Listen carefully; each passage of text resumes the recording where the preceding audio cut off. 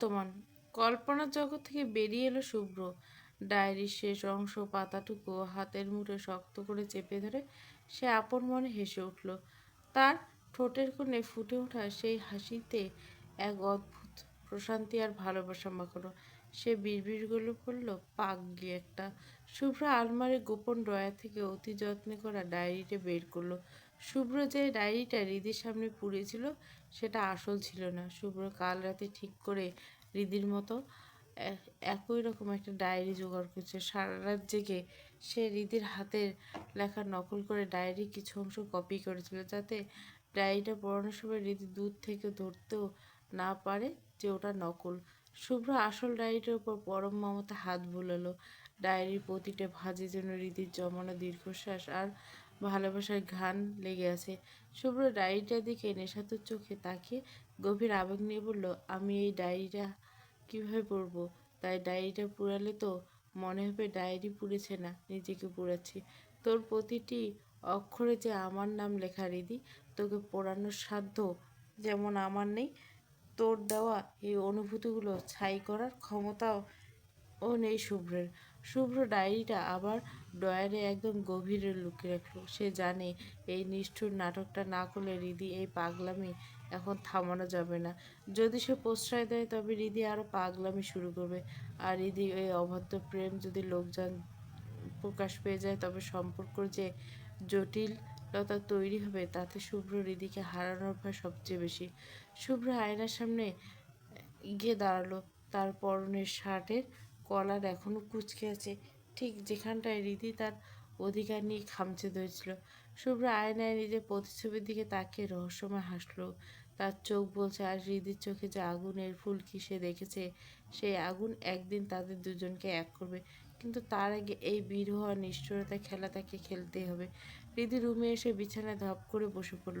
নিজের দু হাত বিছানায় ভর দিয়ে মাথা নিচু করে সে অঝরে কাঁদতে লাগলো। শুভ্র তার সাথে অবজ্ঞা করছে, তাকে তাড়িয়ে দিচ্ছে। এতে হৃদির খুব একটা খারাপ লাগছে না, কারণ শুভ্র ভাই তো এমনই। কিন্তু ওই ডায়েরিটা, ওটা তো স্রেফ একটা খাতা ছিল না, ওটা ছিল হৃদির গত কয়েক বছর নির্ঘুম রাতের সঙ্গে আর তার জীবনের অর্ধেকটা অংশ। ডায়েরি না হয় শুভ্রকে নিয়ে লেখা ছিল, কিন্তু অনুভূতি তো একান্তই হৃদির ছিল। শুভ্রের রক্ত মাংসের হাত দুটো কিভাবে পারলো আরেকজনের পবিত্র অনুভূতিগুলো এভাবে পুড়িয়ে ছাই করে দিতে? হৃদি হেঁচকে তুলে চোখের পানি মুছল। আগুনের সেই লেলিহান শিখা যেন এখনও তার চোখের মনি আচ্ছন্ন করে রেখেছে। সে শূন্য দৃষ্টিতে জানলার ওপাশে তাকিয়ে দাঁতে দাঁত চেপে বলে, খুব খারাপ লাগছে জানেন শুভ্র ভাই, আপনি আজ ডায়রি না আমাকে পোড়ালে, কিন্তু আমি জ্বলে পুড়ে ছাই হয়ে গেলেও সেই ছাই আপনাকে নিয়ে পড়ব। আমার ভালোবাসার আগুনে আপনাকে পোড়াবো। অন্যদিকে নির্বাণের কথা শুনে নিহার রাগ মুহূর্তে ভয়ের রূপ নিল। তার মনে হলো পায়ের তলার মাটি দুলছে, শরীরটা যেন মুহূর্তে হিমশীতল হয়ে এলো। নির্বাণের রাগে চেহারা, তীক্ষ্ণ কণ্ঠস্বর, নেহা নিজেকে ধরে রাখতে পারল না। সে দুহাত দিয়ে মুখ ঢেকে ফুঁপিয়ে কেঁদে উঠল। বোনের এমন অসহায় কান্না দেখে নির্বাণের কলিজায় যেন কেউ মোচড় দিয়ে ধরল। সে সোফা থেকে বিদ্যুৎ বেগে উঠে এসে নেহার দুই কাঁধ শক্ত করে ধরে ঝাঁকিয়ে বলে, নেহা প্রিয় ডল, কাঁদছিস কেন? বল আমায় কী হয়েছে? শুভ্র তোর সাথে কী করেছে? কোনো খারাপ কিছু করেছে ও? তুই একবার বল, ওই কুত্তার বাচ্চাকে আমি জ্যান্ত মেরে ফেলবো। আরহাম খান নির্বাণের বোনের দিকে চোখ তুলে তাকাবে, সে জীবিত থাকতে পারে না। এমন কোনো ছেলে এই দুনিয়ায় জন্মেনি। বলো কী করেছে? নিয়ে হাউমাউ করে কেঁদে উঠল, তার কণ্ঠস্বর কাঁপছে। নির্বাণের চোখের দিকে তাকানোর সাহসটুকু সে হারিয়ে ফেলছে। সে ভাঙা গলায় বলল, না ভাইয়া, শুভ্র কিছু করেনি, সব আমি করে ফেলেছি ভাইয়া। শুভ্র আমার গোপন ভিডিও বের করেছে।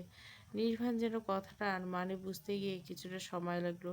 সে ভুরু কুঁচকে কপালে গভীর ভাঁজ ফেলে পাথরের মতো স্থির হয়ে দাঁড়িয়ে রইল। তার কানে যেন বিশ্বাস করতে পারছে না যা শুনল।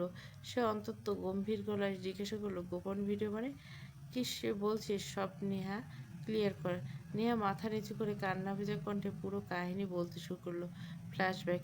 ঈশানের ফোনের স্ক্রিনে ভিডিওটা দেখা মাত্র নেহার সারা শরীর অবশ হয়ে এলো। সে দুই পা পিছিয়ে গেল, তার হৃৎপিণ্ডটা যেন গলার কাছেই চলে এলো। সে কাঁপা কাঁপা হাতে ঈশানের দিকে তাকিয়ে বলে, ঈশান তুমি তুমি এই ভিডিও পেলে কোথায়? ঈশান তখন শুভ্রের দিকে তাকিয়ে একবার তাচ্ছিল্য হাসি দিল, তারপর নেহার দিকে ফিরে বলল, ম্যাম, মানুষটা হিন্দু হতে পারি, কিন্তু আপনাদের এসব নষ্টামি ধরতে বসের বুদ্ধি আর ঈশানের কেরামতি যথেষ্ট। বলাই হয়নি ঈশান হিন্দু, আর এই হিন্দু ছেলেটা শুভ্রের মতো একজন নিষ্ঠাবান মুসলমানদের সাথে কিভাবে এমন অটুট বন্ধুত্ব আর বিশ্বস্ততা জড়িয়ে গেল তার সময়ের সাথে জানা যাবে।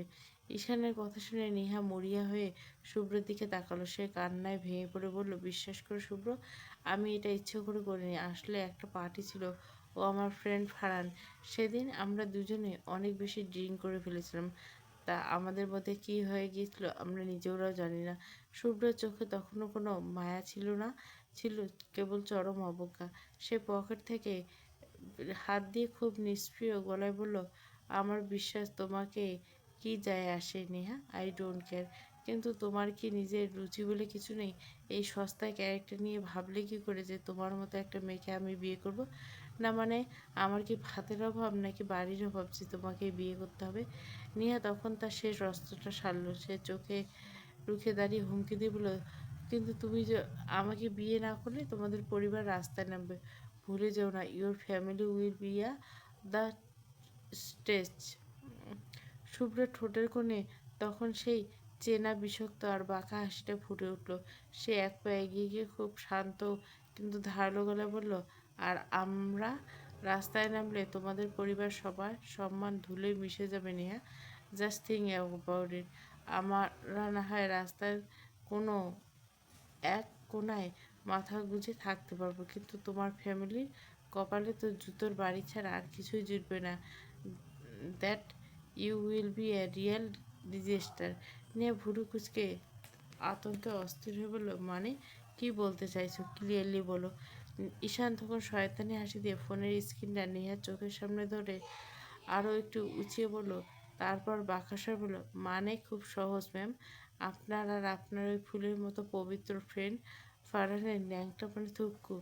আসলে এই সুন্দর ভিডিওটা যখন পুরো পাবলিক দেখবে তখন লোকে কে বিউটিফুল সব কমেন্ট করবে আর লাইক করবে। ইস বস তো ভালো চিন্তা করুন তো, নেহা ম্যামকে কোনো কষ্ট ছাড়াই ভাইরাল করে দিতে হবে। নেহার সারা শরীর মুহূর্তে ছ্যাদ করে ওঠে, মেরুদণ্ড দিয়ে যেন একটা হিমশীতল স্রোত বয়ে যায়। এই ভিডিও যদি সত্যি সত্যি ইন্টারনেটে চলে যায় তবে তার জীবনে ধুলোয় মিশে যাবে। নেহা বড় বড় চোখে শুভ্রের দিকে তাকিয়ে চিৎকার করল, দেখো শুভ্র, এটা কিন্তু একদম ভালো হচ্ছে না। You are blackmailing me. তুমি আমাকে ব্ল্যাকমেল করতে পারো না, এটা ক্রাইম। শুভ্র ঠোঁটের কোণে একটা চিরচেনা তাচ্ছিল্য হাসি ফুটে এসে ধারালো গলায় বলল, সো হোয়াট? তুমি করতে পারলে আমি কেন পারবো না? এটা কি কোনো স্ক্রিপ্টে লেখা আছে যে শুধু তোমরাই গেম খেলবে? তুমি কি জানো না নেহা, সোজা আঙ্গুলে ঘি না উঠলে আঙ্গুল বাঁকা থাকে? কথা সত্যি কিনা জানি না, তবে পয়জন দিয়ে কিন্তু পয়জন কাটতে হয়। You deserve this. নিয়ে আবার মাথা নিচু করে ফেলল। তার সারা শরীর থরথর করে কাঁপছে। শুভ্র যে এতটা শার্প আর চালবাজ হতে পারে সেটা সে কল্পনা করতে পারেনি। কিন্তু তার মাথায় এখন একটাই প্রশ্ন ঘুরপাক খাচ্ছে, শুভ্র এই ভিডিওটা পেল কোথায়? এই ভিডিওর কথা তো সে আর ফারহান ছাড়া আর কারো জানার কথা নেই। নেহার অস্তিত্ব এখন সংকটের মুখে। সে কোনোরকম নিজের গলা পরিষ্কার করে বলল, তুমি তুমি আমার কাছ থেকে কি ঠিক কী চাও? শুভ্র এক মুহূর্ত দেরি না করে বাসকাই করে বলল, ক্যান্সেল দিস ম্যারেজ। আজকে এই বিয়েটা ক্যান্সেল করো। I want to be free. Neha এবার সম্পূর্ণ ভেঙে পড়ল। সে হিতাহিত জ্ঞান হারিয়ে শুভ্রের পা জড়িয়ে ধরল। রেস্টুরেন্টের মেঝেতে বসে কান্নায় ভেঙে পড়ে আকুতি করে বলল, শুভ্র প্লিজ বিশ্বাস করো, আমি তোমাকে অনেক ভালোবাসি। তুমি প্লিজ আমার ইমোশন নিয়ে খেলো না। দেখো আমি যা করেছি সেটা ভুল ছিল, আই নো, কিন্তু এই ভুলের জন্য তুমি আমাকে মাফ করে দাও। I really love you so much Shubhro, তোমাকে ছাড়া আমি শেষ হয়ে যাব। শুভ্রের চোখে প্রচণ্ড বিরক্তি আর ঘৃণা। সে নিজের পা জড়িয়ে থাকা নেহার দিকে তাকে নিচু স্বরে কিন্তু কঠোরভাবে বলল, গু খাও তুমি। বলে শুভ্র এক ঝটকায় নিজের পা ছাড়িয়ে নিল। সে নিজের দামি ঘড়িটা দিকে একবার তাকে অন্তত দাম্ভিকতার সাথে রেস্টুরেন্ট থেকে বেরিয়ে যেতে যেতে নেহার উদ্দেশ্যে শেষবারের মতো ওয়ার্নিং দিয়ে গেল, সময় আজ রাতটুকু। You have only one night. এখন তুমি ভাবো কী করবে, বিয়েটা ক্যান্সেল করবে নাকি নিজেকে ইন্টারনেটে দেখবে? Choice is your. বর্তমান। নেহার কাহিনী বলা শেষ হতে না হতে নির্বাণ সজোরে একটা থাপ্পড় বসিয়ে দিল নেহার গালে। থাপ্পড়ের তীব্রতায় নেহা ছিটকে সোফার উপর গিয়ে পড়ল। সে গালে হাত দিয়ে থরথর করে কাঁপতে লাগলো। নির্বাণের শরীর রাগে রিরি করছে, তার চোখ দিয়ে যেন আগুন ঝরছে। নির্বাণ ঘৃণায় মুখ কুঁচকে ফেলল। ছি নেহা, ছি, তুই এতটা নিচে নেমে গেছিস। আমি ভাবতাম তুই জাস্ট একটু মডার্ন ছেলে, ফ্রেন্ডদের সাথে ঘুরিস, পার্টি করিস, কিন্তু তাদের সাথে সব। ছি, আমার নিজের বোন পরিচয় হিসাবে তোকে পরিচয় দিতে ঘেন্না হচ্ছে। You are disgusting to our family. Neha হাউমাউ করে কেঁদে উঠল। সে নির্বাণের পায়ের কাছে এসে পড়ল। ভাইয়া, বিলিভ মি, আমি আর ফারহান কেউ কারো সেন্সে ছিলাম না। কি থেকে কি হয়ে গেছে আমরা কেউ জানি না। ফারহান আমাকে বারবার প্রমিস করছিল সে সব কথা কাউকে বলবে না, কিন্তু আমাদের ভিডিওটা কে করলো আর শুভ্রর হাতে পা সেটা কীভাবে গেল আমি কিছুই জানি না ভাইয়া। নির্বাণ কিছুক্ষণ পাথরের মতো দাঁড়িয়ে রইল। তার মাথায় এখন হাজারটা চিন্তা ঘুরপাক খাচ্ছে। সে কিছুটা শান্ত হওয়ার চেষ্টা করলো, লম্বা লম্বা শ্বাস নিল। তারপর খুব ঠান্ডা আর হিমশীত গলায় জিজ্ঞাসা করলো, তোর ওই সোকল ফ্রেন্ড ফারহান এখন কোথায়? হোয়ার হি সি স্ত্রী?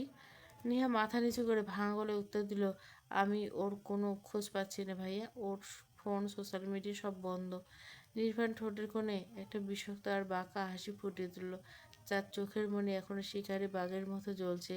সে হাতের মুঠো শক্ত করে বলল, তোর ক্ষতি করে সে এত সহজে পার পেয়ে যাবে? How is this possible? Farhan যদি মাটির নিচে লুকিয়ে থেকে আরহাম খান নির্বাণ তাকে টেনে বের করবে।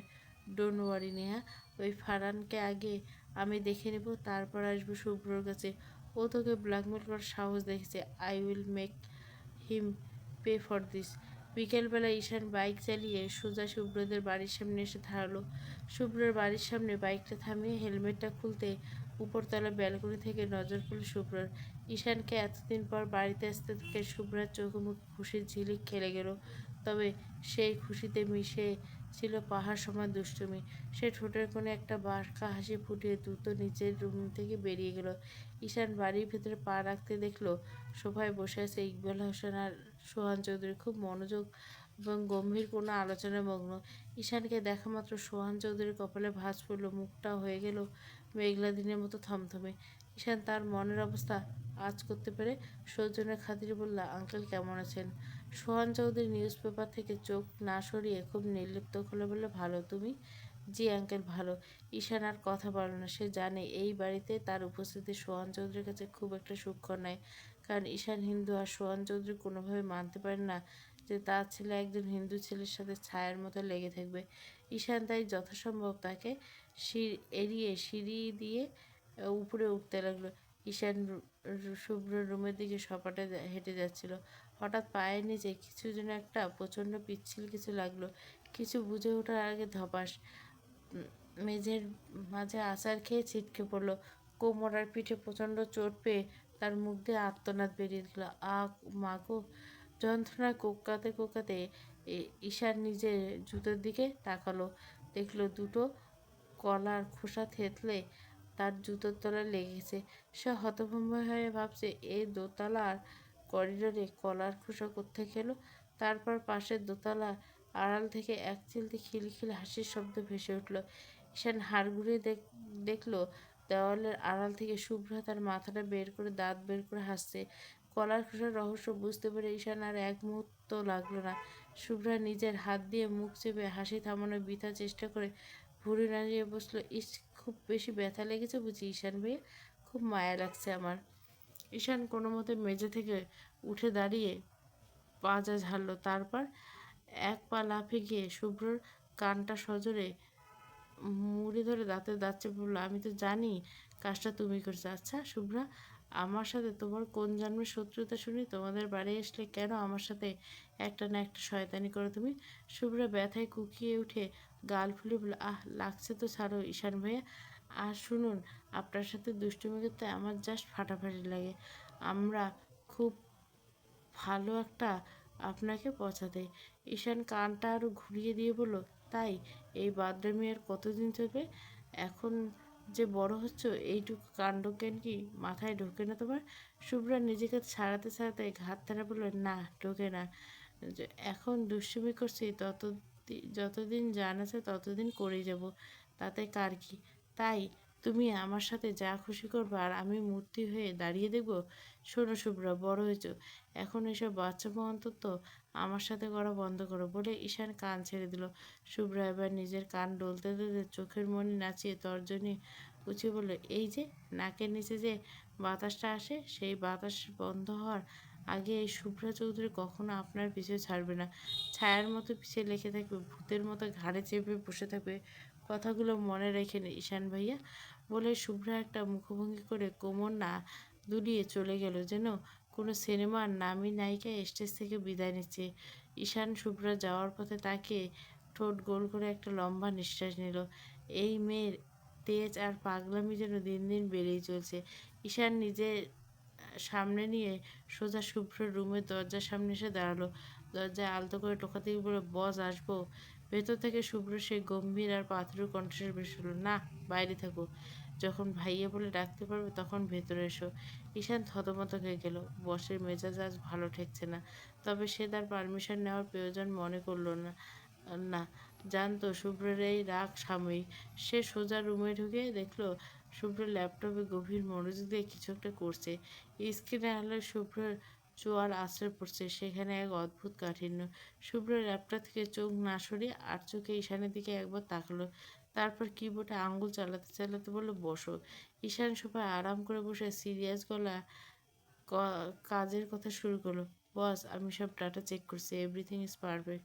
আর নাইম খান স্যার জানিয়েছেন তিনি ডিল ক্যান্সেল করবেন না। He is ready to move forward. Shubhro ঠোঁটের কোণে সেই পরিচিত বিষাক্ত একটা বাঁকা হাসি ফুটে উঠল। সেই ল্যাপটপের একপাশে সরিয়ে থেকে খুব শান্ত কিন্তু শীতল গলা বলল, ক্যান্সেল করবি বা কীভাবে? খান গ্রুপ যদি ডালে ডালে চলে, তবে আমি চলি পাতায় পাতায়। They have no other option Ishan. আমি already have them in my pocket. Shubhro আর ঈশান এরপর অফিস নিয়ে বেশ কিছু জটিল আর সিরিয়াস বিষয় নিয়ে আলোচনা শুরু করলো। ঘরের ঘুমট স্তব্ধতা ছাপিয়ে গেল তাদের প্রফেশনাল আলাপচারিতা। শুভ্রর গম্ভীর কণ্ঠস্বর প্রতিধ্বনিত হতে লাগলো। রিদি নিজের ওড়নার দুই প্রান্ত দুই হাতে জড়িয়ে ধীরে ধীরে হাঁটতে ছাদে এলো। কাল তারা সবাই নিজেদের বাড়িতে যাবে।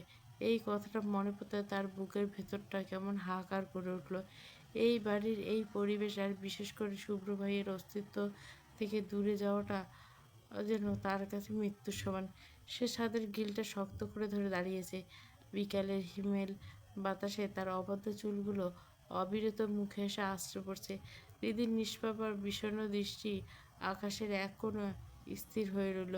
ঠিক তখনই কথা বলতে বলতে শুভ্র আর ঈশান ছাদে এলো। ঈশান নিধিকে ছাদে একা দাঁড়িয়ে থাকতে দেখে একগাল হেসে বেশ বন্ধুত্বপূর্ণ গলায় এগিয়ে এসে বলল, হাই রিদি, কেমন আছো? অনেকদিন পর তোমার সাথে দেখা। রিদি হঠাৎ কথায় চমকে উঠে তাকিয়ে দেখলো ঈশান ভাইয়া। সে তাকে আগে থেকে চেনে। রিদি এবার ঘাড় ঘুরিয়ে পাশেই তাকাতে দেখলো শুভ্র দাঁড়িয়েছে। শুভ্র পকেট থেকে ফোন বের করে খুব মনোযোগ দিয়ে স্ক্রিনে চাপ দিচ্ছে, যেন আশেপাশে কী হচ্ছে, কে দাঁড়িয়েছে তাতে বিন্দুমাত্র আগ্রহ নেই। রিদি এবার ঈশানের দিকে তাকিয়ে একটু স্লান হেসে বলে, জি ভাইয়া ভালো। আপনি কেমন আছেন? এই তো চলছে। এই ভর সন্ধ্যাবেলা ছাদে একা কী করছো? এমনি একটু হাওয়া খেতে চলে আসলাম। ও আচ্ছা, তো তোমরা কবে যাচ্ছ নিজেদের বাসায়? কাল চলে যাব। কলেজ আছে, অলরেডি 4 দিন মিস হয়ে গেছে।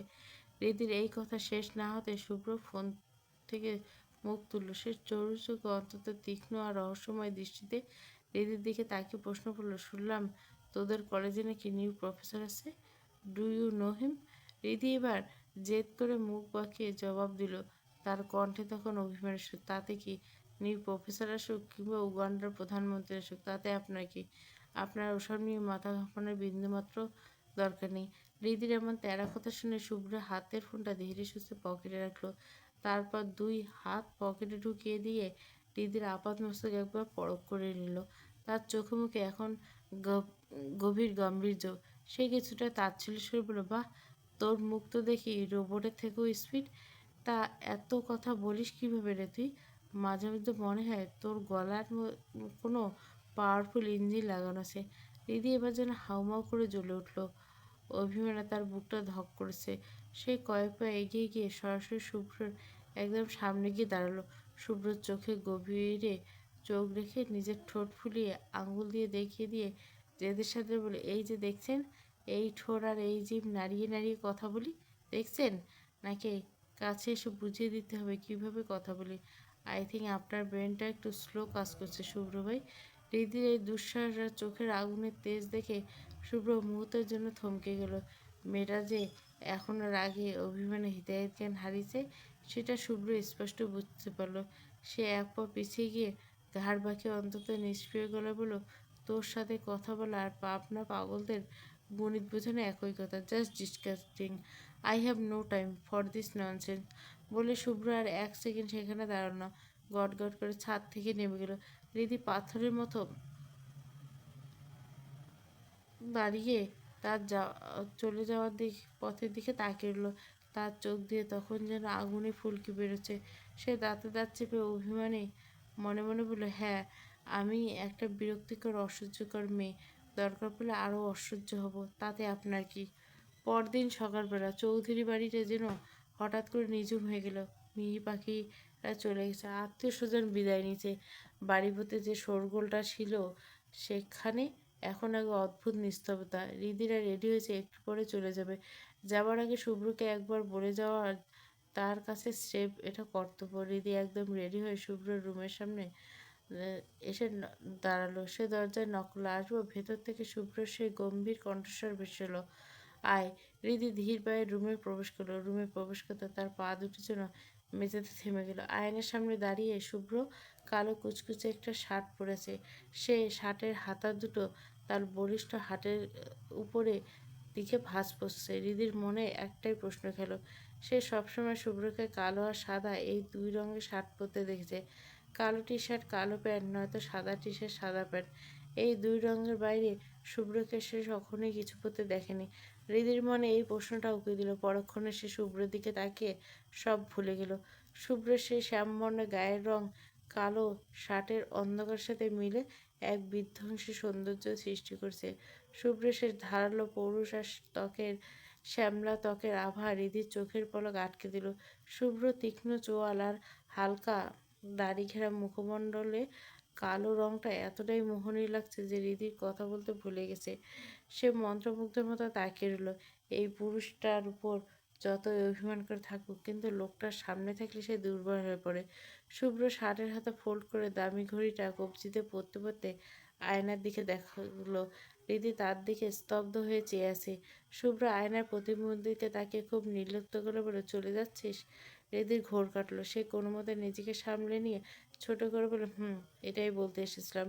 আপনি তো আমাদের বাসায় অনেকদিন ধরে যান না, সময় পেলে যায়েন বেড়াতে। শুভ্র এবার পারফিউমটা ঘাড়ের কাছে স্প্রে করলো। পারফিউমের সেই মত্ত করা ঘ্রাণ পুরো রুম ছড়িয়ে পড়লো। সে হৃদির দিকে না দেখলে খুব ধীর স্থির ভাবলো, তো এটাই বলতে এসছিলে? হৃদি স্লান মুখে বললো, হ্যাঁ, আসি, ভালো থাকবেন। বলে হৃদি বিষণ্ণ মনে চলে যেতে নিলে শুভ্র ভরাট কণ্ঠস্বর কানে এলো, দাঁড়া। হৃদি থমকে গেল। শুভ্র ধীর পায়ে এসে হৃদির একদম সামনে দাঁড়ালো। শুভ্রের সেই কড়া পুরুষালী পারফিউমের ঘ্রাণ হৃদির নাকে যেতে সেজন্য এক অদ্ভুত আবেশে মাতাল হয়ে গেল। শুভ্র সরাসরি হৃদির চোখের দিকে তাকিয়ে গম্ভীর করল, শোন, পাখির মতো বেশি ওড়াউড়ি করিস না। এখন থেকে মন দিয়ে পড়াশোনা কর। আর হ্যাঁ, কাল তোদের কলেজে নাকি নতুন প্রফেসর জয়েন করবে। তার ক্লাস কোনোদিন মিস দিবি না, কারণ আমার মনে হয় প্রফেসর খুব একটা সুবিধার হবে না। হৃদি অবাক হয়ে প্রশ্ন করলো, আপনি জানলেন কী করে? শুভ্র ঠোঁটের কোনো রহস্যময় এক চিলতে হাসি ফুটে বলল, জাস্ট গেস করছি। ঠিক আছে, এখন যা, ভালো থাকিস। বলে শুভ্র আলমারি থেকে তার দামি কোটটা বের করে গায়ে জড়িয়ে নিল। সে হৃদির উত্তরের অপেক্ষা না করে দম্ভের সাথে রুম থেকে বেরিয়ে গেল। হৃদি স্তব্ধ হয়ে দাঁড়িয়ে রইল। শুভ্র ভাইয়ের এই রহস্যময় আচরণের মানে সে কিছুতেই বুঝতে পারে না। সে একটা তপ্ত নিঃশ্বাস ফেলে ধীর পায়ে রুম থেকে বেরিয়ে গেল। পুরনো এক গুদাম ঘরের ভিতরে একটা চেয়ারে হাত পা বাঁধা অবস্থায় বসে আছে এক যুবক। তার পেট থেকে বুক পর্যন্ত মোটা রশি আর চেয়ারের সাথে শক্ত করে আটকানো। ছেলেটা আতঙ্কে বারবার শিউরে উঠছে। এই যুবক আর কেউ নেই, ফারহান, নেহার সেই বন্ধু। কাল রাতে নির্বাণ নিজের ক্ষমতা আর লোকবল দিয়ে ফারহানকে তুলে এসে কাল রাতে নির্বাণ নেহাকে নিয়ে গোপনে বাংলাদেশে ফিরে এসেছে। তবে এই খবর এখন পর্যন্ত বাইরের কেউ জানে না। কিছুক্ষণ পর অন্ধকার ঘরে প্রবেশ করে নির্বাণ। তার ঠোঁটে জ্বলন্ত এক সিগারেট। নির্বাণের আগমন টের পেয়ে সামনে থাকা গার্ডরা তড়িৎ গতিতে সোজা হয়ে দাঁড়িয়ে পড়ে। নির্বাণ ফারহানের সামনে আসতে দুজন গার্ড দ্রুত একটা চেয়ার নির্বাণের পেছনে এগিয়ে দিল। নির্বাণ একদম ফারহানের মুখোমুখি বসে পায়ের উপর পা তুলে বসলো। নির্বাণ সিগারেটের শেষ টানটা দিয়ে এক মুখ ধোয়া ফারহানের কুঁকড়ে যাওয়া মুখের উপর ছড়ল। তারপর অন্তত ঠান্ডা আর শীতল করে বলে, চিনতে পারছিস আমি কে? ফারহান সারা শরীর তখন ঘামছে। সে তোতলামি করে কাঁপা গলায় বলে, জি জি, আমি নেহা, আপনি নেহার ভাই নির্বাণ। নির্বাণের ঠোঁটে একটা তাচ্ছিল্য হাসি ফুটে উঠল। বাহ, এত তাড়াতাড়ি চিনে ফেললে আমাকে? এত তাড়াতাড়ি চেনার কারণ কি? ফারহান ভয়ে চোখ বন্ধ করে বিড়বিড়ে বলল, আপনি আপনি লন্ডনের মাফিয়া আরহাম খান নির্বাণ। নির্বাণ চেয়ারে আরও একটু আরাম করে হেলান দিয়ে বসলো। তারপর প্রশ্ন করলো, কার ভাই হই? ফারহান এবার অপরাধীর মতো মাথা নিচু করে ভাঙা গলায় বলে, নেহার ভাই। নির্বাণের চোখের মণি রাগে সংকুচিত হয়ে গেল। সে নিচু স্বরে কিন্তু তীক্ষ্ণ করে বলল, আমার বোনের সাথে যা করছিস তুই, এর জন্য তোকে নিয়ে কি করা যায় বলতো? ফুটন্ত গরম পানিতে ডুবিয়ে দেখো, নাকি মাছ সমুদ্রে নিয়ে শার্কের মুখে ফেলে দিব? মৃত্যুর এমন বীভৎস বর্ণনা শুনে ফারহানের কলিজা শুকিয়ে এলো। সে প্রায় কেঁদে উঠে আর্তনাদ করে, মাফ করে দিন ভাইয়া, আমার ভুল হয়ে গেছে, প্লিজ আমাকে মাফ করে দিন। মাপ শব্দটা শোনা মাত্র নির্বাণের ভেতর পশুটা জেগে উঠল। সে এক ঝটকায় চেয়ার থেকে উঠে ফারহানের চুল মুঠো করে খামচে দিল। ফারহানের মাথাটা পেছন দিকে সজোরে টেনে দাঁতে দাঁত চেপে হুঙ্কার দিয়ে উঠলে, নির্বাণ, আমার বোনের সাথে নষ্টামি করে ভিডিও করিস, আবার এখন তার ভাইয়ের সামনে দাঁড়িয়ে মাপ চাইছিস? জানিস তো নির্বাণের অভিধানে সব শব্দ থাকলে মাপ বলে কোনো শব্দ নেই। ফারহান ব্যথায় কোকাতে কোকাতে আর্তনাদ করল, ভাই আমার ভুল হয়ে গেছে, আমাকে মাপ করে দিন, আমার জীবনটা দয়া করে ভিক্ষা দিন। নির্বাণ ফারহানের চুলের মুঠি ধরে শক্ত করে টেনে নিল। তার চোখের মনে আরো টকটকে লাল। সে ফারহানের কানে গেছে মুখ নিয়ে তপ্ত নিঃশ্বাস ফেলে বলল, তোকে মাপ করায় কোনো প্রশ্ন আসে না। তবে যদি সহজ মৃত্যু চাস তাহলে বল, শুভ্র জানলো কীভাবে তোর কাছে সেই ভিডিও আছে? যদি সত্যিটা না বলিস তোকে সোজা জ্যান্ত অবস্থায় ফুটন্ত তেলে ফেলে দিব। ফারহানের নিঃশ্বাস নিতে কষ্ট হচ্ছে। মৃত্যুর হিমশীতল পরশ যেন সে অনুভব করতে পারছে। সে ভয়ে কোনো রকম ঢোক গিলতে গিলতে বলে, বলছি, আসলে আমার নেহার উপর একটা জেদ চেপে গেছিল। কারণ নেহাকে আমার খুব ভালো লাগতো। আমি নেহাকে যে কথা দিয়েছিলাম, কিন্তু নেহা আমাকে রিজেক্ট করে দেয়। সে শুভ্রকে ভালোবাসে এই কথা আমাকে সরাসরি জানিয়ে দেয়। তখন অপমান আর আমার জেদ বেড়ে যায়। তাই আমি একদিন নেহাকে নিয়ে পার্টিতে যাই। ওকে কড়া ড্রিঙ্ক করাই, নিজেও করি, আর নেহার সাথে ভিডিও করে রাখি যাতে নেহাকে ব্ল্যাকমেল করতে পারি। কিন্তু এরপরে শুভ্রের বিয়ে ঈশান আমাকে ধরে ফেলে এবং আমাকে শুভ্রের কাছে নিয়ে যায়। এরপর আমি ভয় স্বীকার করি।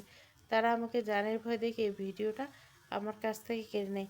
আমার ফোন আর সব জিমেল থেকে ভিডিওটা ডিলিট করে দেয়। তারা আমাকে হুমকি দিয়ে বলে, যদি আর কখনো আমি নেহার ক্ষতি করার চেষ্টা করি তবে তারা আমাকে বাঁচতে দিবে না, মেরে ফেলবে। এবং নির্বাণ সব রাগ কথা শুনে রাগে হিতাহিত জ্ঞান হারিয়ে ফারহানের চুল ধরে আরও জোরে টান দিল। তারপর চিৎকার করে পুরো ঘর প্রতিধ্বনিত করল, এবং কি, বল জলদি বল। ফারহান হাঁপাতে হাঁপাতে গোঙাতে গোঙাতে বলল, শুভ্রর বোন রিদির পিছনে লেগেছিল আমরা কয়েকজন। আমার একটা বন্ধু শুভ্রের ফুফাতো বোন রিদিকে পছন্দ করতো। রিদি আমার বন্ধুটাকে পাত্তা দিত না। তারপর আমরা সব বন্ধু মিলে জেদ করি যে ওই রিদিকে একদিন আমরা রিদিকে ধরার জন্য চেষ্টা করছিলাম, কিন্তু শুভ্রর জন্য করতে পারিনি। এই শুভ্র জান দিয়ে দিবে, কিন্তু রিদির গায়ে একটা পরপুরুষের ফুলের টোকাও দিলে তার জান কেড়ে নিবে। ওর ভয়ে আমি অনেকদিন লুকিয়েছিলাম। রিদি নামটা শুনে নির্বাণের হাতের মুঠ ফারহানের চুল থেকে আলগা হয়ে গেল। তার চোখের মনে স্থির হয়ে গেল। সে অদ্ভুত এক শীতল গলা বলল, রিদি, কে এই মেয়ে? ফারহান ব্যথায় ফুপাতে ফুপাতে শুভ্রের ফুফুতো বোন। কিন্তু আমার সন্দেহ হয় শুভ্র আর রিদির মাঝে গভীর কিছু চলছে। কারণ শুভ্র রিদিকে নিয়ে পাগলের মতো সিরিয়াস। রিদির জন্য ও জানও নিতে পারে, আবার দিতেও পারে। নির্বাণের ঠোঁটে এবার পৌঁছে শেখার শয়তানি হাসি ফুটে উঠল। এই তাহলে শুভ্র আসল কলিজা? সে তো তার বোনকে তিলে তিলে কষ্ট দিয়ে অন্য পাখি নিয়ে সুখে ডানা মেলে উড়ে বেড়াবে, সেটা হতে দেওয়া যায় না। নির্বাণ মুহূর্তে পাশে দাঁড়িয়ে থাকা গার্ডদের উদ্দেশ্যে গম্ভীর গল্প, শোন, একে শক্ত করে বেঁধে ওই অন্ধকারে ঘরটাতে ফেলে রাখ। এক ফোঁটা জল বা কোনো খাবার দিবি না। এর জন্য মৃত্যু এটাই, না খেয়ে ধুকে ধুকে পচে মরবে। পরদিন সকালে রিদি কলেজে চলে আসে। কলেজের গেট দিয়ে ঢুকতে তার সব বান্ধবী রিয়া, মিথি, এমনকি শুভ্রা এসে তাকে ঘিরে ধরল। শুভ্রা, রিদি ক্লাস ম্যান, একই কলেজে পড়ে। রিদির 5 জন, এই গ্যাংটা পুরো কলেজে বেশ পরিচিত। রিদিকে হালকা খোঁচা দিয়ে রিহা রহস্যময় হেসে বলল, কিরে, মামার বাড়ি গিয়ে কি আর ফিরতে মন চাইছিল না? শুভ্রার কাছ থেকে তো সবই শুনলাম। শুভ্র ভাই নাকি বিয়ে ভেঙেছে, তার হবু ভাবি নাকি কার সাথে পগার পার। রিদি বিরক্ত করে মুখ বাঁকিয়ে বলল, এখন কি তোরা গেটে দাঁড়িয়ে এটা নিয়ে পঞ্চায়েত বসবি? রিদির এমন কথায় ভাবনায় রিদির ঘাড়ে হাত দিয়ে টেনে ধরল। আরে না, তবে বান্ধবীর ভাইয়ের বিয়ে ভেঙেছে, বিষয়টা দুঃখজনক। দেখি আমরা নালিশ টালিশ করে শুভ্র ভাইয়ের জন্য কিছু একটা করতে পারি কিনা। শুভ্রার এমন তেরা চোখে ভাবনা দিকে তাকিয়ে সপাটে বলল, তোরা আবার কোন বাল ছিঁড়বি শুনি? মিথি দাঁত বের করে হাসতে হাসতে বলল, যেই বাল ছিঁড়ি, বাল ছাল তো একটা ছিঁড়বই। রিদি সবার দিকে তাকিয়ে একটা দীর্ঘশ্বাস ফেলল, বলল, তোরা কোনোদিন ভালো হবি না। রিয়া নাক কুচকে জেদ দেখে বলল, তার মানে তুই আমাদের খারাপ মনে করিস? হৃদয় হালকা হেসে তাচ্ছিল্য করে বলল, মানে করে খেয়েছে, তোরা নিজেদের একবার আয়নায় দেখ। রিয়াকে আর পায়কে। সে রিদির পিঠে ধুমধাম কয়েকটা কিল ঘুষি বসিয়ে দিল, হাসতে হাসতে বলল, হারামজাদি, নিজে আমাদের গ্রুপে থেকে আমাদেরকে খারাপ বলিস? বান্ধবীরা সবাই মিলে এভাবে অনেকক্ষণ আড্ডা দিয়ে হাসাহাসি করে ক্লাসের দিকে চলে গেল। তবে একদম পুরনো কলেজটা কেমন অন্যরকম ছমছমে। ছাত্রীদের মুখে মুখে একটাই প্রশ্ন, আজ কলেজের নিউ প্রফেসর জয়েন করবে, তাকে ঘিরে উত্তেজনা। রিদির সবাই ক্লাসের সামনে বারান্দায় দাঁড়িয়ে আড্ডা দিচ্ছিল। এমন সময় হঠাৎ কলেজের গেট দিয়ে একটা দানবীয় বাইক গর্জন শোনা গেল। সেই তীব্র কর্কশ শব্দে সব ছাত্রছাত্রী স্তব্ধ হয়ে গেটের দিকে তাকালো। তাকাতে সবার নিঃশ্বাস যেন আটকে গেল। বারান্দায় গ্রিল ধরে দাঁড়িয়ে থাকা রিদির চোখ তো কপালে উঠে গেছে। সে নিজের চোখকে যেন বিশ্বাস করতে পারছে না। সে যা দেখছে তা কি ঘোর বাস্তব, নাকি কোনো দুঃস্বপ্ন? পুরো কলেজ যেন হঠাৎ এক পলকে নিস্তব্ধ, সবার উৎসুক চোখ গেটের দিকে।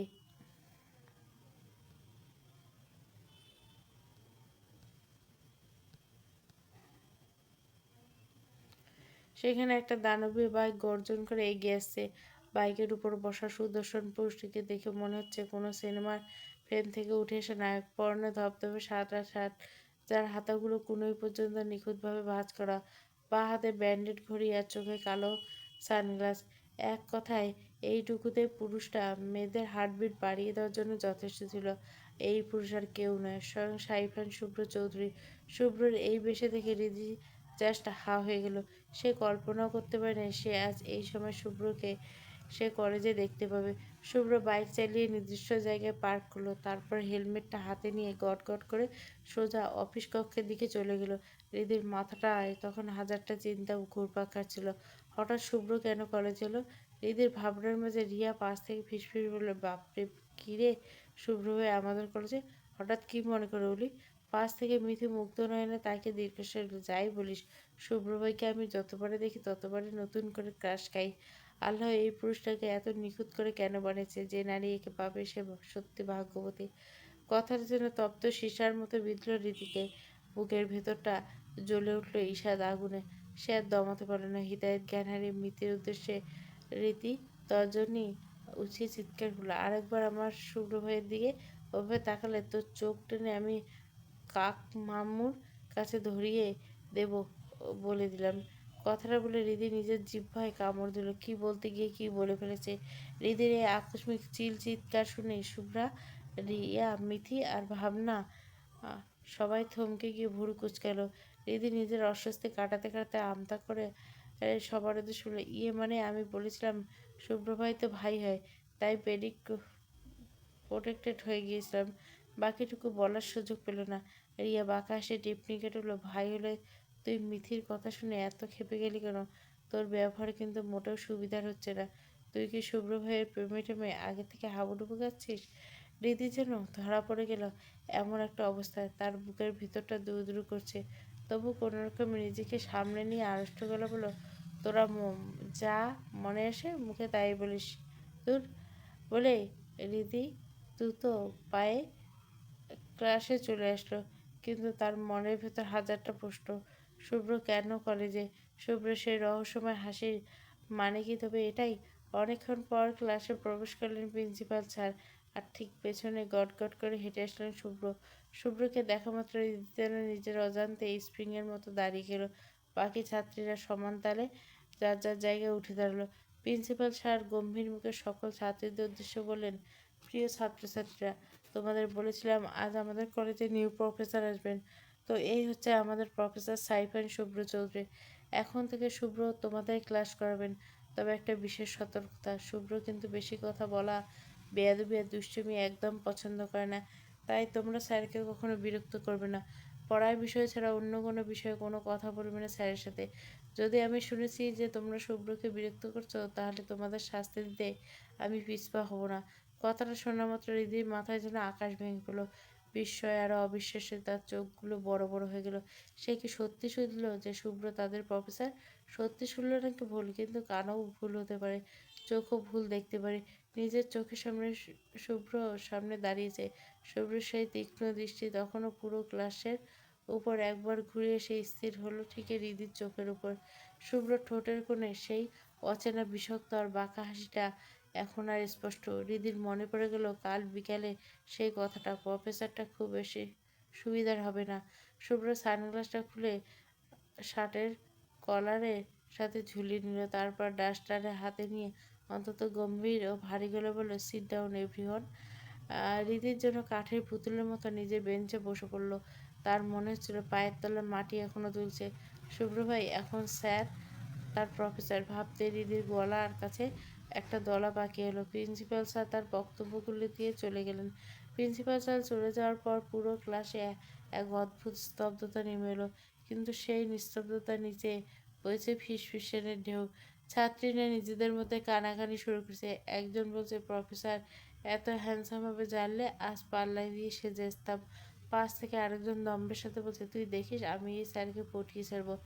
আমার বাবার যে টাকা আর আমার যা ফিগার, স্যার এমনিতে পটে আসবে।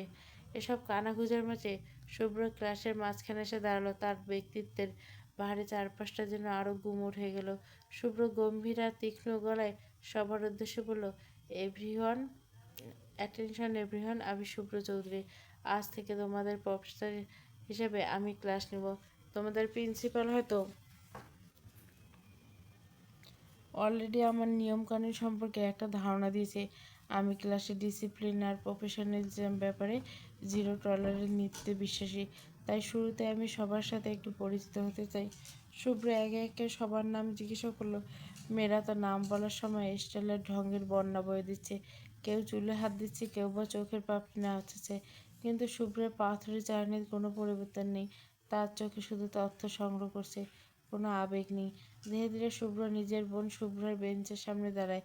শুভ্র ভয়ে ভয়ে কাঁপছে। শুভ্র স্থির করে জিজ্ঞেস করে, আপনার নাম কি? শুভ্র থতমত খেয়ে দাঁড়িয়ে কাঁপা কাঁপা গলা বলে, ভাইয়া তুমি এখানে? শুভ্রা শুভ্রর কপালে ভাঁজ পড়ল। সে চোখের পলক না ফেলে শীতল গলা বলে, দুঃখিত, আমি আপনার ভাই নই। এই চার দেওয়ালের ভিতরে আমি আপনার শিক্ষক অনলি স্যার। নেক্সট টাইম যেন এই সম্বোধন আর না শুনি। এখন আপনার নাম বলুন। শুভ্রার মুখটা ফ্যাকাশে হয়ে গেল। সে ঢোক গিলে নিজের স্বরে বলল, শুভ্রা চৌধুরী। শুভ্র এবার হৃদির বেঞ্চের দিকে এগোতে লাগলো। হৃদি অনুভব করলো তার স্পন্দন যেন কান ফেটে বেরিয়ে আসবে। শুভ্র হৃদির একদম টেবিলের সামনে এসে দাঁড়ালো। হৃদির মাথা নিচু, সে শুভ্রর চোখের দিকে তাকানোর সাহসটুকু হারিয়ে ফেলছে। শুভ্র অন্তত শান্ত, কিন্তু ধারালো গলায় হৃদির উদ্দেশ্যে বলল, অ্যান্ড ইউ? নিচের দিকে না থেকে মাথা সোজা করুন। আপনি আসামি না যে নিচে হয়ে কথা বলতে হবে। যাই হোক, নাম বলুন। হৃদি এবার সত্যি হালকা রাগ লাগলো। নাম জানার সাথে এভাবে আনকোড়া মানুষের মতো জিজ্ঞেস করছে, মানলাম প্রফেসর, তাই বলে এত ভাব নিতে হবে? হঠাৎ হৃদির মাথায় বুদ্ধি খেলে গেল। সে কিছু একটা বলতে ছিল, ঠিক তার আগে শুভ্র টেবিলের উপর ডাস্টার দিয়ে একটা শব্দ করে ধমক দিল। শুনতে পাননি? নাম জিজ্ঞাসা করছি। I don't like waiting for answer, so নাম বলুন। হৃদি এবার একটা ইনোসেন্ট একটা মুখ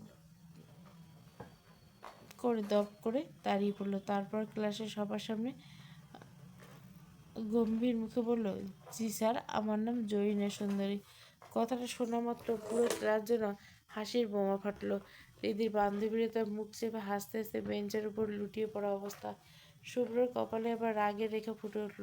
সে চিবুক শক্ত করে রাগি চোখে রিদির দিকে তাকে বলে, ইউ, আপনি কি মজা করছেন? Do you think this is a jokes planning?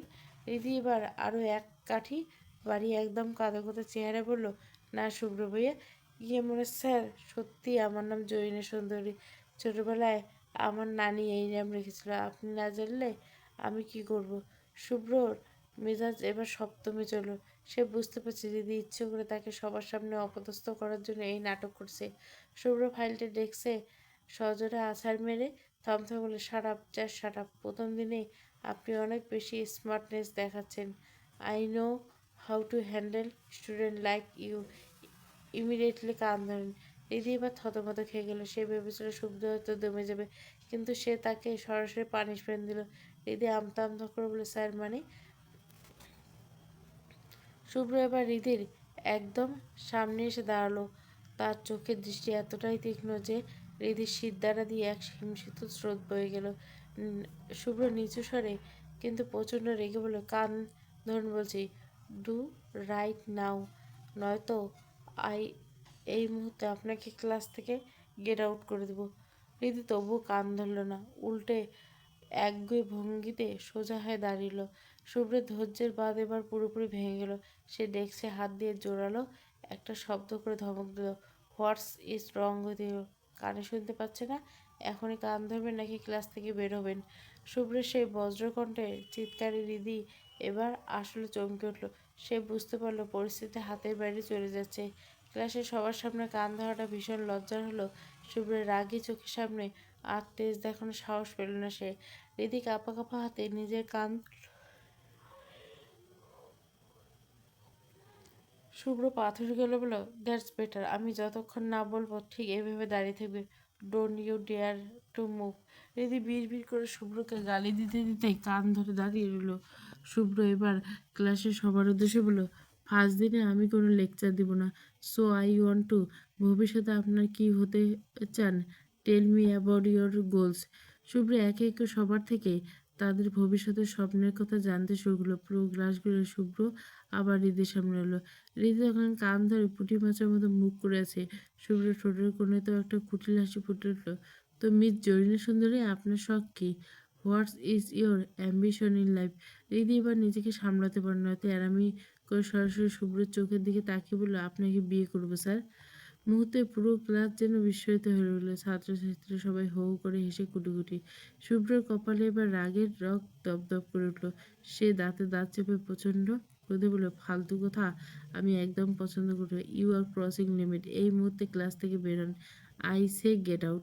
Riddhi এবার আসলো চরম ভয় পেয়ে। শুভ্র চোয়াল শক্ত হয়ে গেছে, তার চোখ দিয়ে যেন আগুন ঝরছে।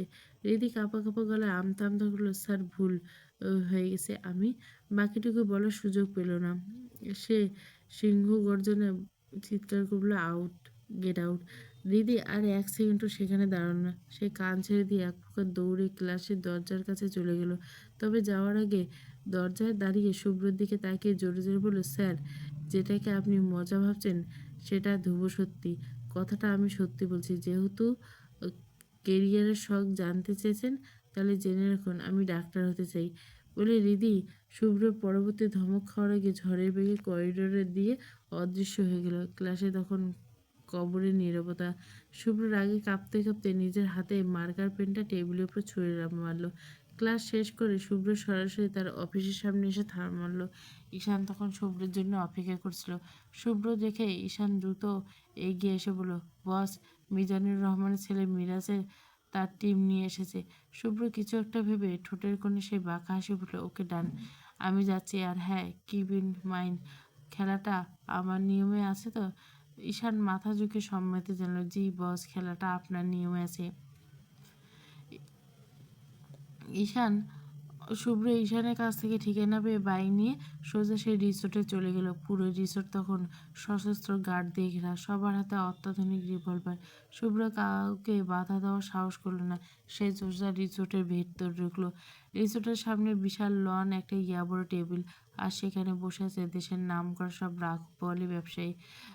শুভ্রকে ভেতর ঢুকতে দেখে সব ব্যবসায়ী তার তড়িৎ স্ফীতের মতো দাঁড়িয়ে রইল। ঠিক সেখান থেকে মিরাজ উঠে এসে শুভ্রের সামনে দাঁড়িয়ে দাঁতে দাঁত বলল, আই নিড ইউ। আমি জানতাম সাইফান চরিত্র আমার আয়োজনে আসতে ভুল করবে না। ওয়েলকাম। শুভ্র কোনো কথা বলল না। একটা অবজ্ঞার দৃষ্টিতে পা দিয়ে মেরে সামনে একটা চেয়ারে ফাঁকা করলো। তার অন্তত রাজকীয় ভঙ্গিতে পায়ের উপর পা তুলে চেয়ারে গিয়ে বসলো। শুভ্রের বসার ধরন থেকে মিরাজ নিজের জায়গায় বসলো। শুভ্র পকেট থেকে ধীরে ধীরে দামি লাইটার বের করে দিল, দিয়ে ধরিয়ে আপন গতিতে ধোঁয়া ছাড়লো। তার নীরবতার জন্য চারপাশের গুমট পরিবেশকে আরো ভারী করে তুলছে।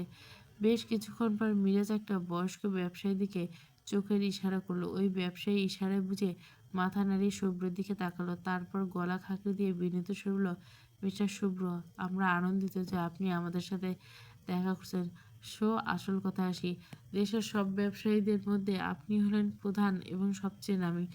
আপনার সাথে ডিল করে অনেক বড় বড় ব্যবসায়ী হয়েছে। আপনারাও চাই আপনার সাথে একটা ডিল করতে। লোকটার কথায় শুভ্র অন্তত আয়েসি ভঙ্গিতে টেবিলের উপর পা তুলে চেয়ারের শরীরটা এলিয়ে দিল।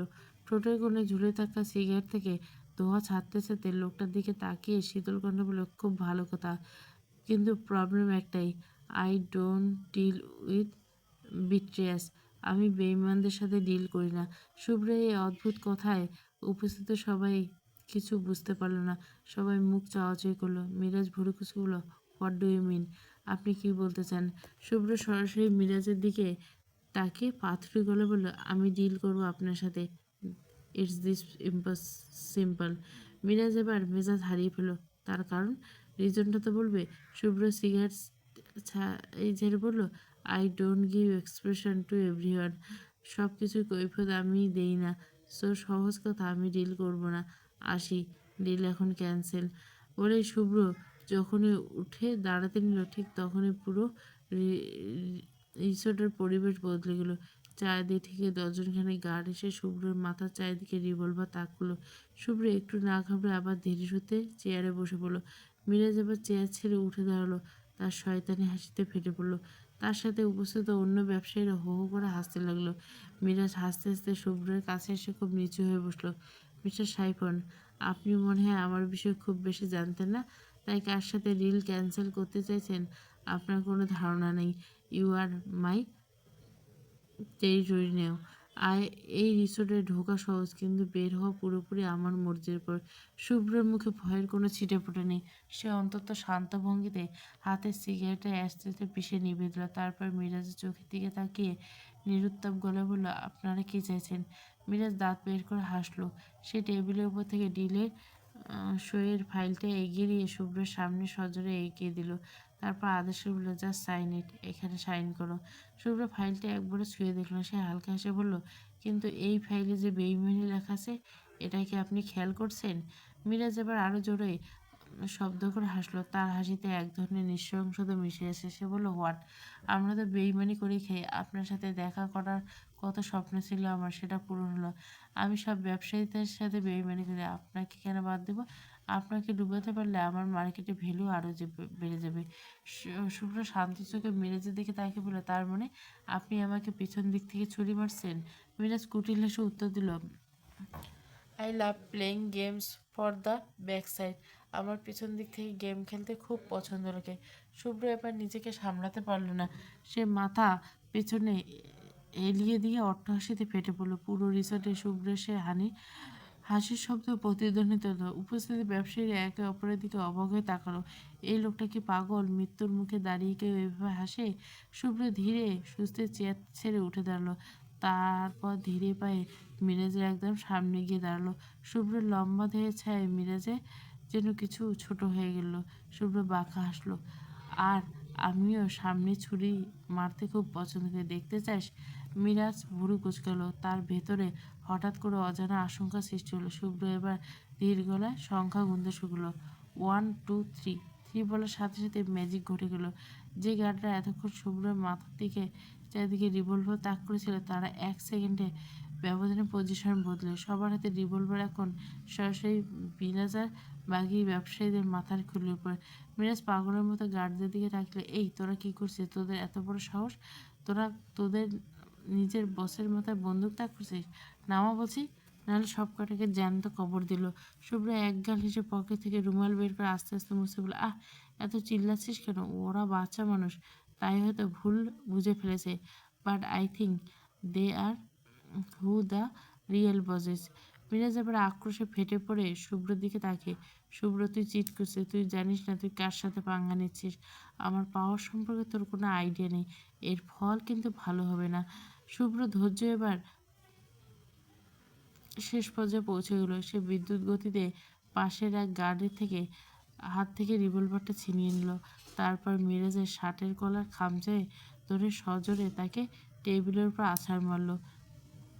মিরাজ টেবিলে পিঠ ঠেকিয়ে কাতরাতে শুভ্র তার বুকের উপর পা তুলে চেপে ধরল। মিরাজের মুখের ভিতরে রিভলভারটা নল ঢুকিয়ে দিয়ে শুভ্র রাগে হেসে হেসে বলল, তুই আমার বাল ছিঁড়বি, উল্টে দিবি শালা। তোর কলিজা দেখে আমি অবাক হই। তুই আমার কোম্পানির দিকে চোখ তাকাস? আমার বাবার সারা জীবনের কষ্ট তিল তিল করা গড়া সাম্রাজ্য তুই ধ্বংস করতে চাস? তুই ভাবলি কী করে যে তোর এই সস্তা গেম আমি ধরতে পারবো না? তোর 14 গোষ্ঠীর পরিচয় আর তোর প্রতিটা নোংরা চাল এই সাইফান শুভ্র চৌধুরীর জীবন অনেক আগে লেখা। মিরাজের চোখ দুটো ভয়ে কোটর থেকে বেরিয়ে এলো। উপরক্রম রিভলভার ঠান্ডা নলটা মুখের ভেতর অনুভব করা তার শরীর থরথর করে কাঁপছে। সব ব্যবসায়ীদের অবস্থা তখন শোচনীয়। শুভ্র সেই রক্তচক্ষু আর হিংস্র রূপ দেখে তাদের শিরদাঁড়া দিয়ে হিমশীতল বয়ে গেল। একজন বয়স্ক ব্যবসায়ী হাত জোর করে কাঁপতে কাঁপতে বলল, আমাদের ছেড়ে দিন, আমি কি করছি? আমরা তো শুধু ওর কথা এখানে এসেছি। শুভ্র এবার রিভলভারটা মিরাজের মুখ থেকে বের করে ধীর স্থিরভাবে সবার দিকে তাকালো। তার ঠোঁটের কোণে এক বিষাক্ত হাসি। সে শান্ত গলা বলল, আরে এত কিসের তারা? সবাই মিলে প্ল্যান করছিল শুভ্রকে মারবেন, তার সাম্রাজ্য দখল করবেন, এখন না মেরে চলে যাচ্ছেন? সবার মনে হলো তাদের আত্মা বুঝি খাতছাড়া হয়ে গেছে। শুভ্র যে এতটা ধুরন্ধর আর ভয়ঙ্কর হতে পারে সেটা তারা কল্পনাতেও ছিল না। তারা জানতো খুব শুভ্র গম্ভীর আর জেদি, কিন্তু এই খুন মেজাজ তাদের ধারণা বেড়ে। শুভ্র বাঁ হাত দিয়ে পকেট থেকে ফোন বের করে কানে ধরল, কামিন। কয়েক মিনিটের মধ্যে বাইকে তীব্র গর্জন শোনা গেল। ঈশান ঝড়ের বেগে রিসোর্টে ঢুকে সরাসরি টেবিলের উপর এসে দাঁড়ায়। তার হাতে এখানে সব আছে, ওই লোকগুলো কাঁধে কাঁধে কাছ থেকে কত টাকা খেয়েছে আর কতগুলো কোম্পানি জবরদস্ত করে নামপত্র নামে লিখে নিয়েছে, সব প্রমাণ। শুভ্র ফাইলগুলো টেনে নিল। প্রতিটা পাতায় বড় বড় ব্যবসায়ীদের কুকীর্তি, কার কত পার্সেন্ট ব্ল্যাক মানি আছে, কার কত কোম্পানি তারা ধ্বংস করেছে, সব কয়টা নিখুঁতভাবে লেখা। শুভ্র একটা ফাইল খুলে মিরাজের থতমত খাওয়ার মুখের সামনে ধরল। তারপর রাজকীয় ভঙ্গিতে আবার চেয়ারে বসে পা তুলে বলল, look Miraj, I have your details. তুই আর তোর চেলা চামুন্ডার মিলে গত 5 মাসে যা যা পাপ করছিস সব এখন আমার হাতে, সই কর। কলেজ শেষে শুভ্রাদের সাথে আড্ডা দিয়ে রিদি রাস্তার মোড়ে এলো একটা রিক্সার খুঁজে, কিন্তু আজ ভাগ্যটা খারাপ, একটা রিক্সাও খালি নেই। বিরক্তি নিয়ে সে সামনের দিকে হাঁটতে শুরু। কিছুদূর যাওয়ার পর রিদির মনে হলো ঠিক পিছু পিছু কেউ আসছে। এক ঝটকে রিদি পেছনে ফিরল, কিন্তু কাউকে দেখতে পেল না। মনের ভাবলো মনের ভুল। আবার সামনে হাঁটা শুরু করতেই সেই একই অনুভূতি, যেন কারো পায়ের শব্দ একদম ওর সাথে তাল মেলাচ্ছে। এবার রিদি একদম বাজ পাখির মতো ক্ষিপ্রতায় পেছনে ঘুরে দেখলো।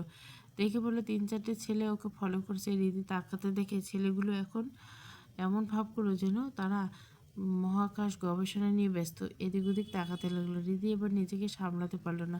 2 হাত কোমরে দিয়ে গজগজ করতে করতে এগিয়ে গিয়ে ছেলেগুলোর সামনে দাঁড়ালো। তারপর রাগী গলায় মুখ বাঁকিয়ে বলল, কিরে ভাই, লোকাল হিরোরা, তোদের কি জিপিএস ট্র্যাকার খারাপ হয়ে গেছে যে আমার পিছু পিছু সিগন্যাল দিচ্ছি?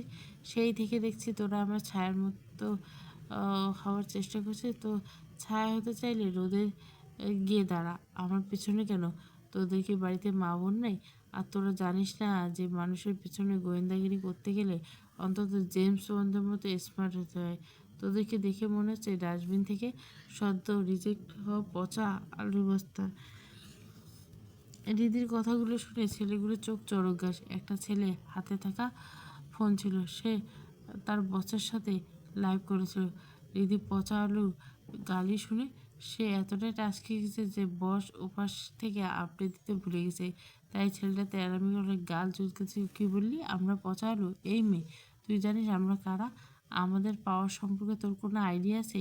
রিদি বা তার ছেলে হাসি হেসে বুকে 2 হাত দিয়ে ভাঁজ করে বলল, তারপর গলাটা একটু নামিয়ে দরদ মাখা বলল, ওমা, আমি জানতাম না আপনারা পাওয়ার স্টেশন থেকে এসেছেন। খালু, জানি না আপনারা কারা, তবে আপনাদের ভাবসাব দেখে বোঝাই পাচ্ছি আপনারা হলে মাইয়া মানুষের পিছনে না পাড়া সেই ভ্যারেন্ডা ভাজা কুকুর, যাদের কাজ হলো খামোকা ঘেউ ঘেউ করা আর পাবলিকের জুতো বাড়ি খাওয়া। ছেলেটা ফোনের ওপাশ থেকে হ্যালো হলো, কি হচ্ছে ওখানে বলে একটা গম্ভীর কণ্ঠ ভেসে আসলো। রিদি খেয়াল করলে ছেলেটা বিস্ময়ে কথা বলা পারছে না। রিদি এক ঝটকায় ছেলেটার হাত থেকে ফোনটা কেড়ে নিয়ে নিজের কানে ধরলো। তারপর ওপাশের মানুষটিকে উদ্দেশ্য করে বলল, হ্যাঁ আসসালামু আলাইকুম খালু, জানি না আপনি কে, তবে আপনি এখন যার সাথে কথা বলছেন সে এখন কি করছে জানেন? সে আপনার হয়ে কাজ না করে রাস্তায় দাঁড়িয়ে আমার পিছু পিছু করে আমাকে ডিজিটাল সিগন্যাল শোনাচ্ছে। আর আপনার এই পোষা বিড়ালগুলো ট্রেনিং দেন যে মানুষের পিছু নিতে অন্তত বিড়ালের মতো নিঃশব্দে আসতে হয়। ওরা দেখি ট্রাকের হর্নের মতো আওয়াজ করে পিছু নিচ্ছে। ফোনের ওপাশ থেকে কোনো উত্তর আসলো না, তবে অদ্ভুত নিঃশ্বাস আসছে।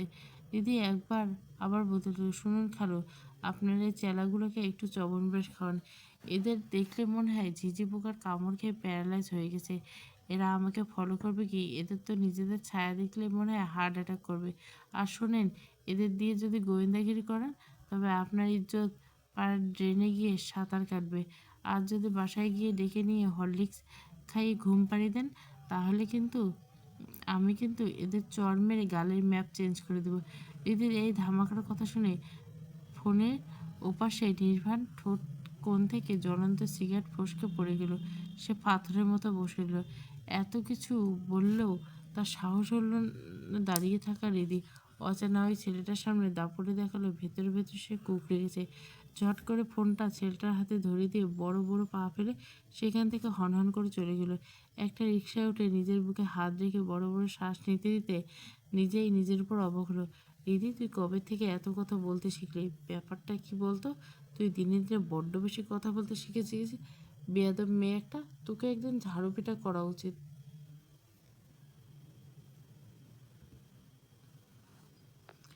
কান ধরে ছেলেগুলোকে অনেকক্ষণ করে উঠবস। তার সামনে জমের মতো নিস্তব্ধ হয়ে দাঁড়িয়েছে নির্বাণ। তার চোখের ছাউনিতে ফোঁটা ওঠার রাগ দেখে ছেলেগুলোর কলিজা শুকিয়ে যাচ্ছে। একটা ছেলে হাঁপাতে হাঁপাতে অতি কষ্ট বলল, বস এবার তো মাফ করে দেন। আসলে ওই মেয়েটার এত সাহস দেখে আমরা কয়েক মুহূর্তের জন্য পাথর হয়ে গেছিলাম।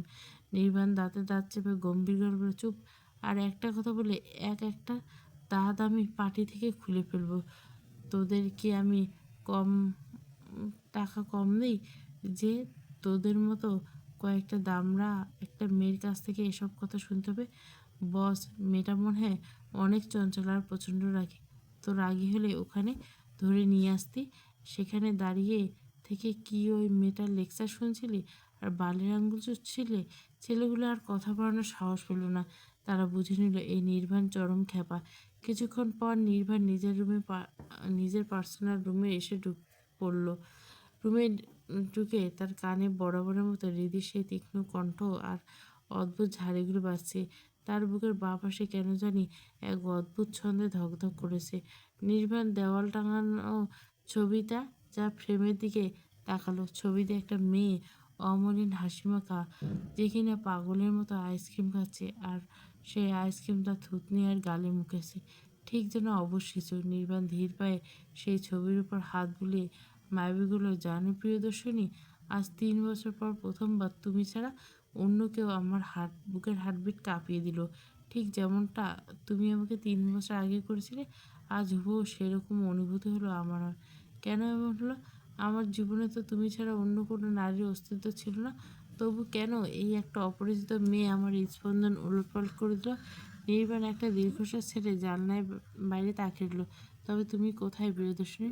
শহরও তো আমি কম খুঁজলাম না, পুরো শহর এমনকি বিদেশের মাটিতে তন্ন তন্ন করে খুঁজছি, কিন্তু কোথাও তোমাকে পেলাম না। জানো, সেদিন তোমার ওই আইসক্রিম মাখা মুখটা দেখে আমার বুকটা এতটাই জোরে কাঁপছিল যে আমি নিজের মধ্যে ছিলাম না। সেদিন যদি ভালোবাসার এই বেকুল বুঝতাম, তবে তোমাকে সেদিনে আমি বুকের ভেতরে পুষে ফেলতাম, কোথাও কোনোদিন যেতে দিতাম না।